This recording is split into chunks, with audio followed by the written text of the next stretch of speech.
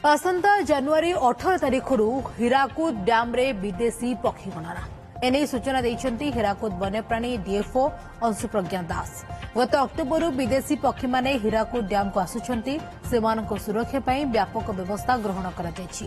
हीराकुद रे आवश्यक खाद्य महजूद संगको उपयुक्त परिवेश मिलुथिबारु दिनकु दिन पक्षीक संख्या बढ़िबारे लागिछि। विगत 5 वर्ष मध्य प्रतिवर्ष पक्षी संख्या बढ़िबारे लागिछि। गत वर्ष हीराकुद को 112 प्रजातिर 3,42,339 पक्षी आसीथिले।